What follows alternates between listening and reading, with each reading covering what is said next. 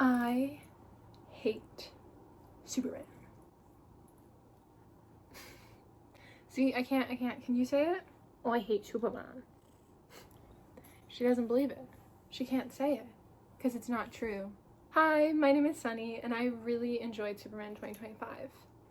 But I did have a couple of small, teeny tiny nitpicks. Also, if you see my hand moving, my cat is like right here. And if I don't give her attention, she dies on the spot. So today we are gonna go over the 10 things I hate about Superman and the 10 things I love about it. My first two are gonna be spoiler free, but beyond that I am gonna be getting into spoilers. I will put up a warning when that happens, but yes, please watch the movie. You'll like it, I promise. Unless you're a Snyder fan. First thing I hate, the costume. It makes him look so square. And I guess maybe that's what they were going for. I honestly don't really understand why men like to bulk up, so maybe square is ideal, but I think it looks a little silly. In the costume, his body is so square, and then his arms so thin, and he's a big guy.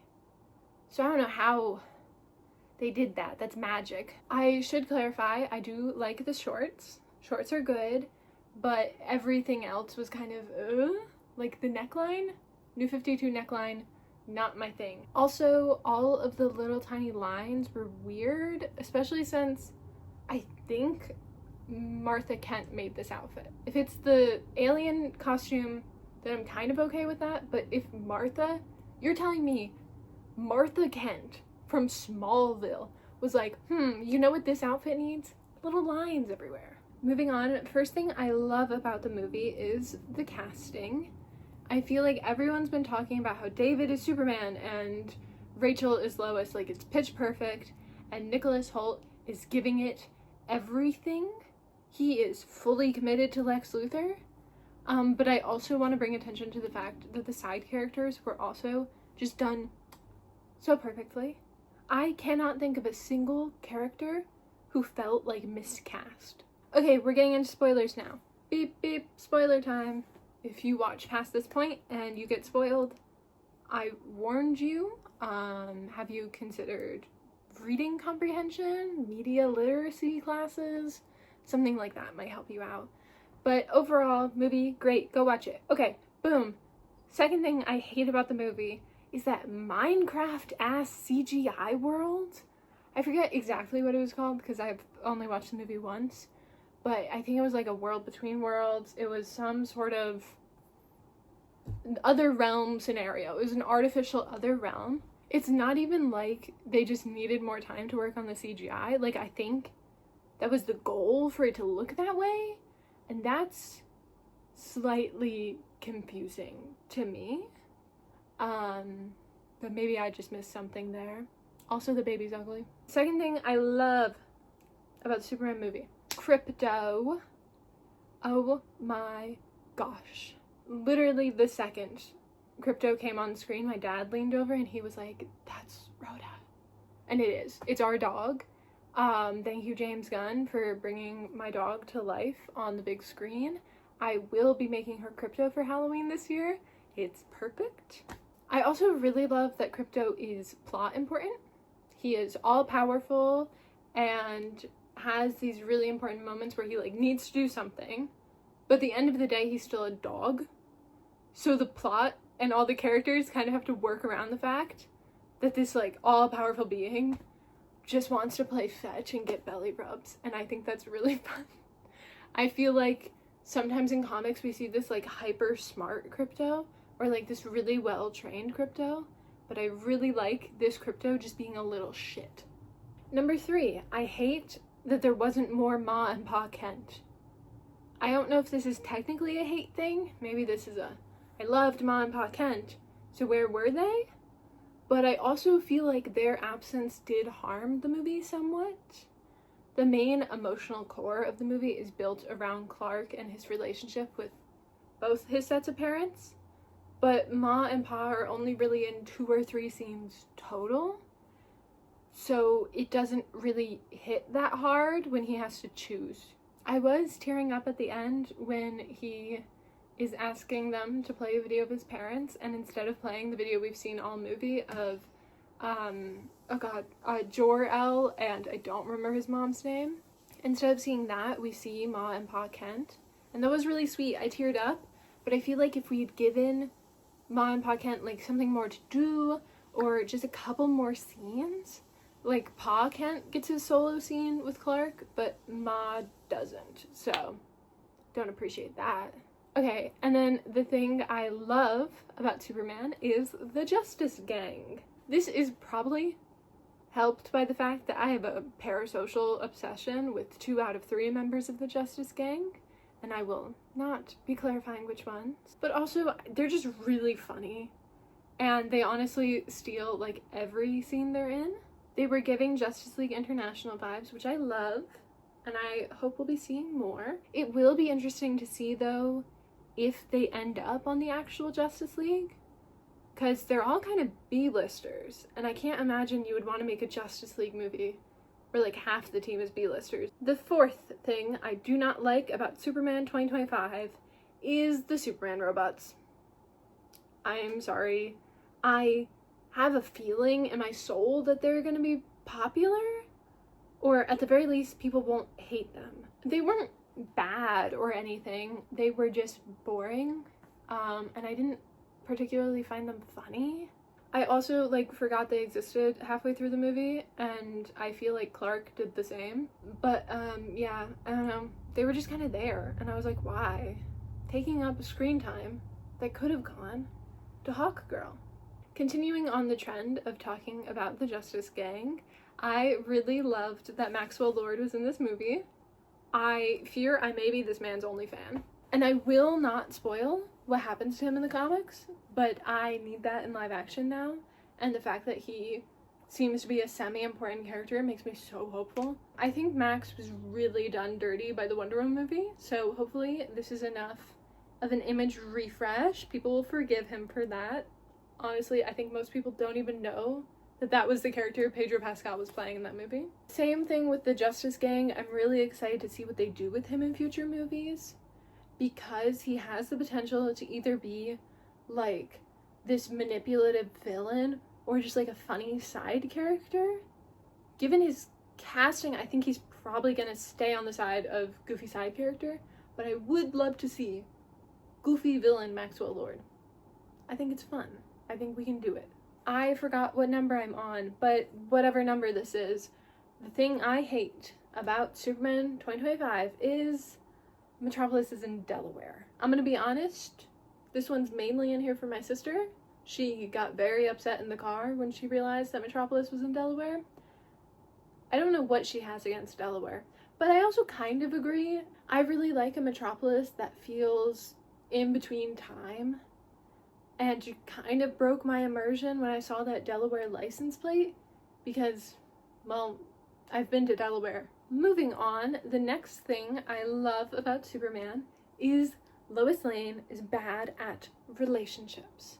Lois as a character, I feel, is done so wrong in a lot of adaptations, because they think that she's the love interest, she's like this plucky reporter, and that's kind of all they give her. But I really like that this movie acknowledged that Lois Lane is bad at relationships. She is kind of a shit girlfriend, but that's kind of what makes her so perfect for Clark. They are polar opposites in every way. And I really appreciate that this movie gave her room to be complicated and kind of messy. Lois has an amazing character arc in the background of this movie, and I love it. Her and Clark going into the movie have been dating for about 3 months, and the second they get into a fight, Lois immediately is like, holy shit, I need to break up with him. Like, she's immediately backing off. She's like, this isn't gonna work. I can't be with you actually. Okay, bye. Like, she took her excuse and she ran with it.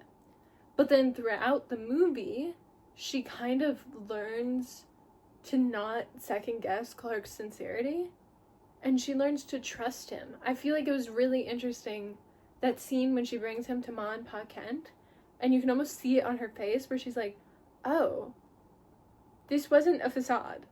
This entire movie, she's been convincing herself, like, he isn't actually this good person. There must be something wrong with him. She's, like, picking away. That's what the interview scene was. There must be something wrong with him. I need to find it. And when she's in his bedroom, she's like, oh, he's just a dork. He's genuinely just a dork. And I love that that's kind of when she decides, nah, I'm staying with him. I'm not gonna break up with him. Next up, the thing I hate about Superman. Where did the engineer go? I've heard some people talking about, oh, Ultraman, like, Superman kills him at the end of the movie. Okay, I think he killed the engineer too. Like, maybe I missed something, because again, I've only watched it once now. So, Superman crash lands on Earth.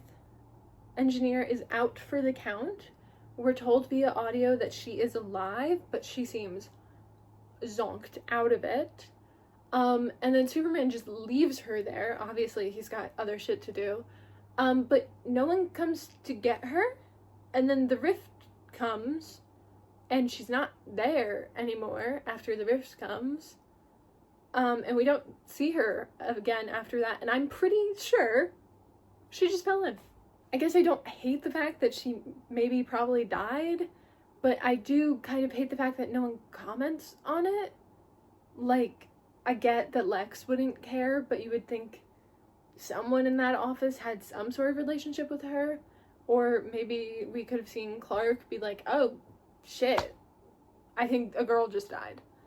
Like, we make a point of showing he wants to save everyone, but I'm pretty sure he just left her to die. The next thing I love about Superman 2025 is my girl, Miss Tessmacher.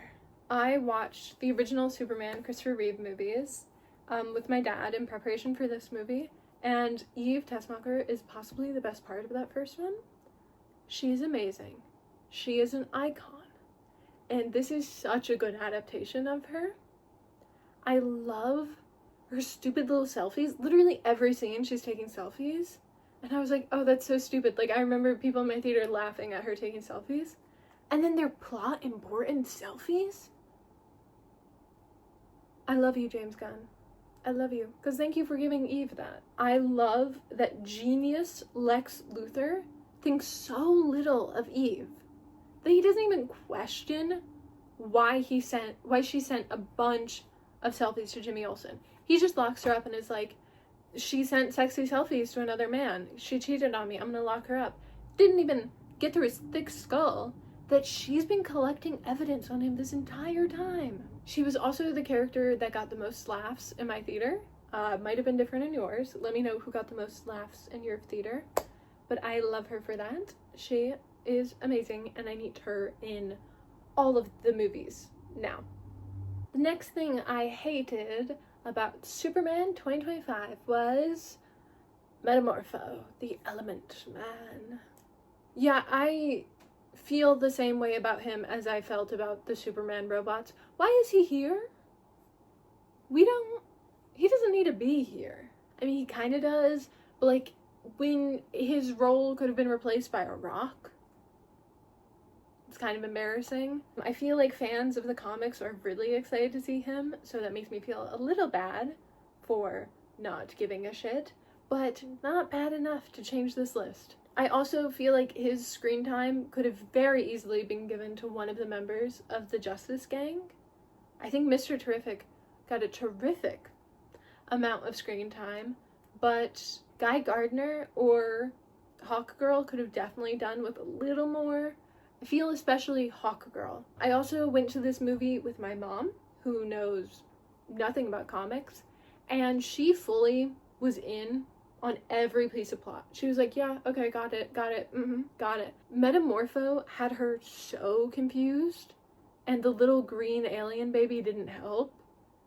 And I don't know much about Metamorpho, so I was just like, he's a rock man. I don't know, it was messy all around.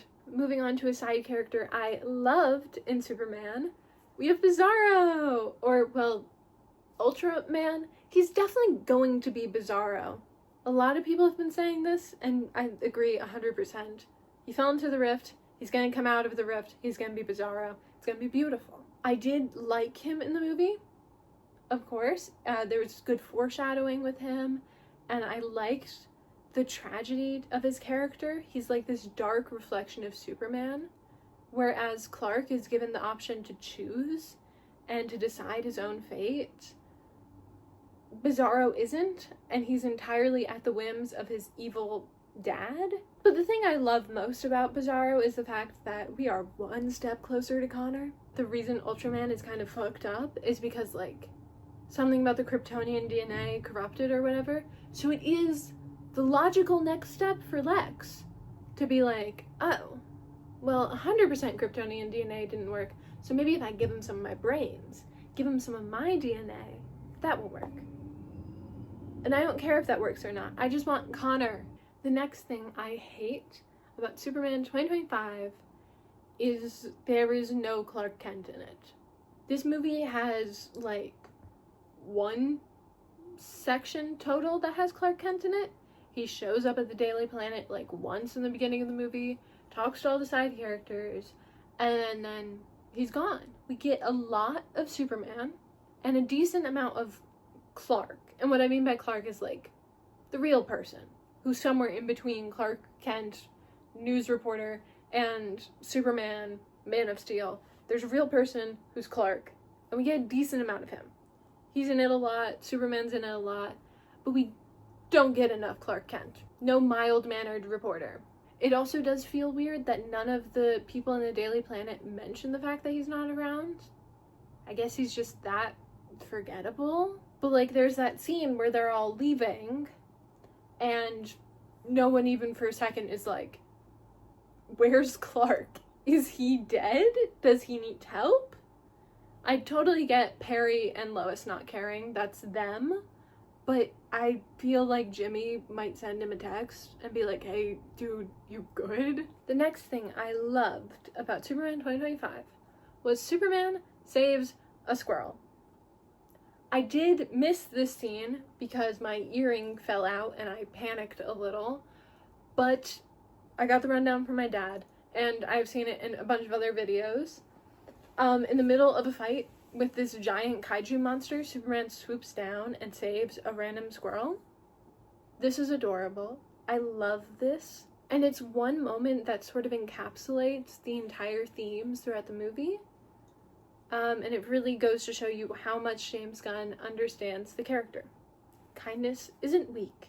It's punk rock. Next thing I hated about Superman 2025, what was Lex Luthor's plan?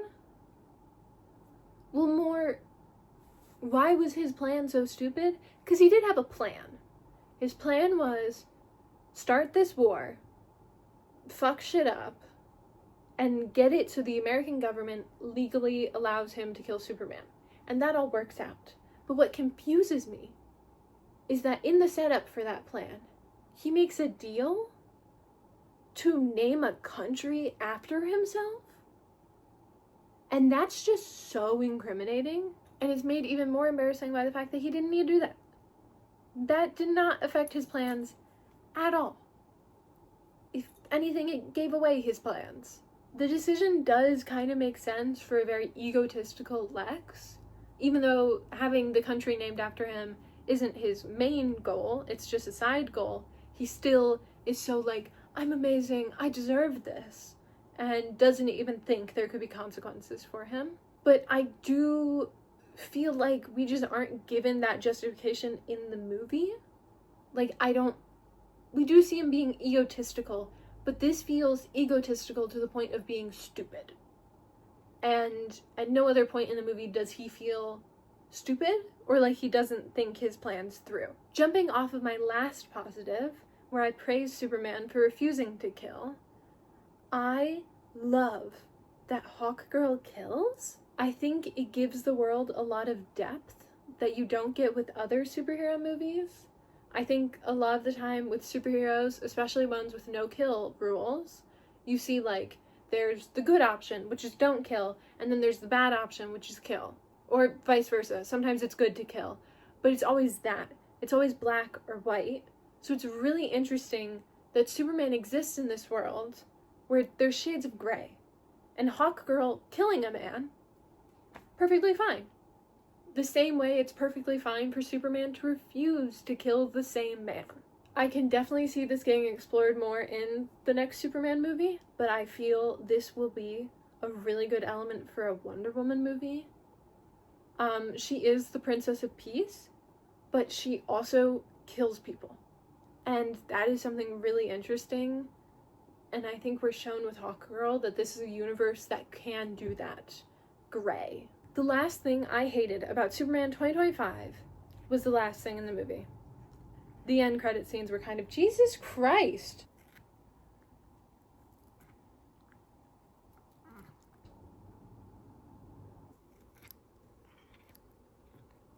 I forgot where I was. I didn't like the end credit scenes.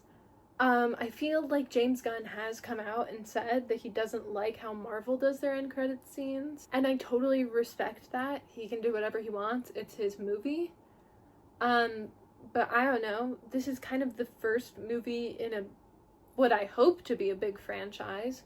So it felt kind of weird that there was no hints towards future movies or even future storylines. The jokes were funny. I loved the jokes. I just wanted a little teaser of something to come. Mainly because I want to know what I'm going to be spending my money on next. Okay, and the final thing I really loved about Superman 2025 was how accessible it is to new fans while still being rewarding to longtime fans and comic readers. So as I mentioned briefly earlier, I saw this movie with my mom, who knows nothing about comics or Superman, and I also saw it with my dad, who introduced me to comics and Superman. My cat is on cocaine. And both of them really enjoyed it. Like, I was actually very worried that my mom would be lost or confused, but she got it. She was there, she was locked in. When we were talking about the movie in the car afterwards, she had her own, readings on it, she had her own thoughts, she was laughing, she teared up a little. I think this film really goes to show you that you don't have to sacrifice the fun and the chaos of comics in order to make a movie. I feel a lot with Marvel, they're very insecure about the fact that they are bright and colorful and based off of comics.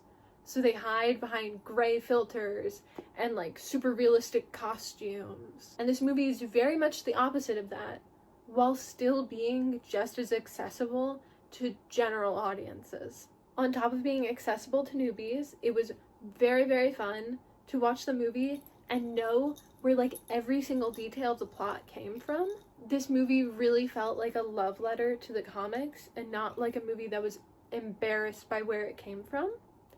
I also really loved the mural inside the Hall of Justice, and when it comes out on DVD, you best believe I will be pausing every second. So yeah, that's all my thoughts on Superman 2025. I probably didn't need to clarify it was 2025 the whole time. You probably figured that out yourselves. Let me know if you agree or disagree with any of my takes down below. Feel free to share the 10 things you hate about Superman and the 10 things you love about it.